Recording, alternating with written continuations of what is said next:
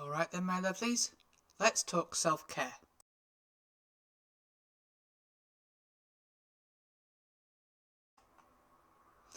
What does self-care mean to you? What does it look like?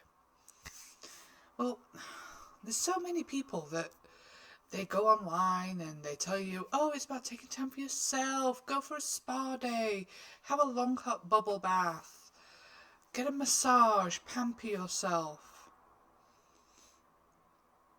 That's not what self-care looks like to me.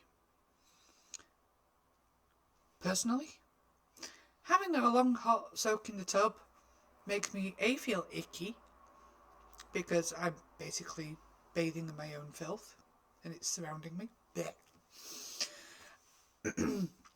B, it does horrible things to my blood pressure.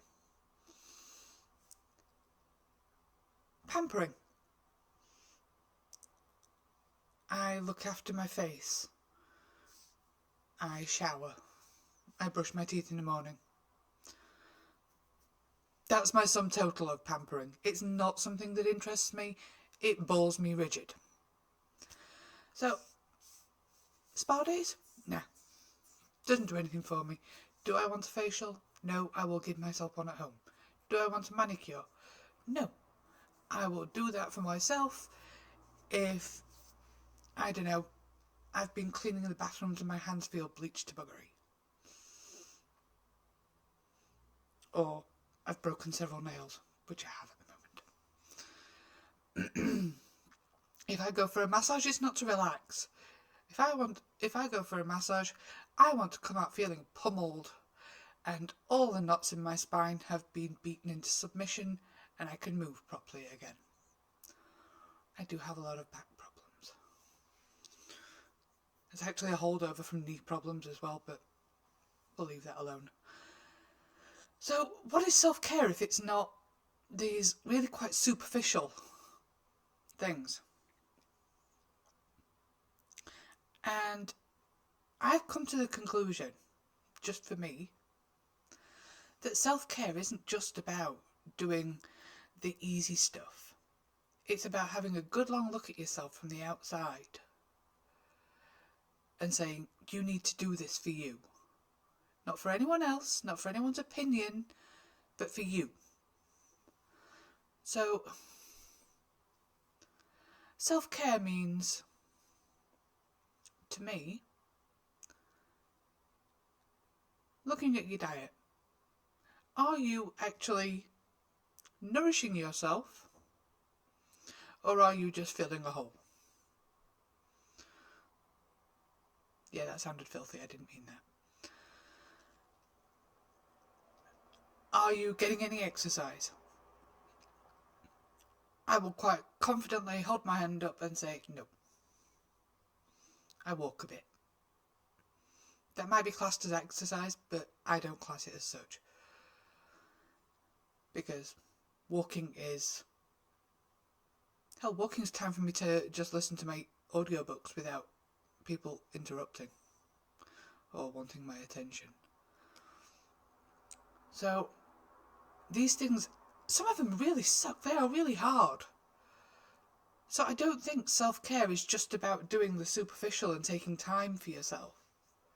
It's about actually engaging with your life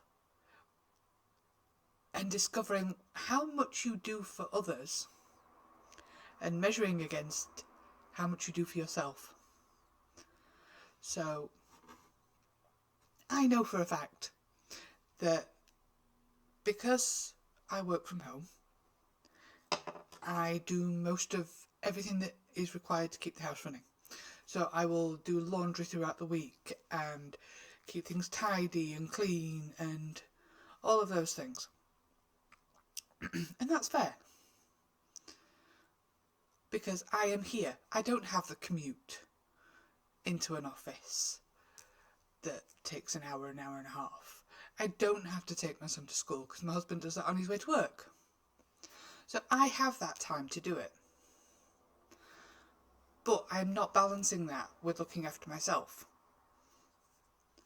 I have a few short minutes in the morning where I actively do a full skincare routine It's only a recent development. That's my top tip, by the way, to your 15, 18, 20-year-old self. Do not wait to look after your skin until it's already falling off your bones. There we go, top tip. But yeah, self-care is about looking after you. And sometimes that might mean doing stuff that you don't like. It might mean increasing your vegetable intake if you don't like them. Reducing your salt intake. Reducing your alcohol intake. Mine's not huge, so it doesn't bother me at all.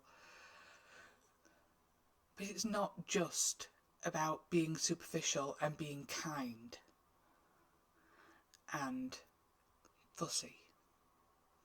It's about actually being good to yourself. Sometimes they say that it's like tough love for yourself. You actually need to look at yourself and say, actually, you are not looking after yourself. It might look like it from the outside. That hour that you spend in the bath on a Sunday, oh yeah, that's plenty of self-care. Or the massage that you have once every 2 months. Yes, it's time away, it is time for yourself. But is it what you actually need? I think that's the point, isn't it? Self-care isn't just about doing what you want. It's about doing what you need. And I am honest, I have not been taking care of my needs. I might occasionally take care of my wants. That's a whole different ballgame. Yes, I want to sit here and write. I want to sit and read a book. What I need to do is get my ass into gear and perhaps include a little bit more exercise. Perhaps make sure we all eat a few more vegetables. I love my vegetables, but it's really difficult to sneak them into the family's diet. Especially when one of them turns his nose up at all vegetables and the other one will only eat carrots and green beans. I like them all.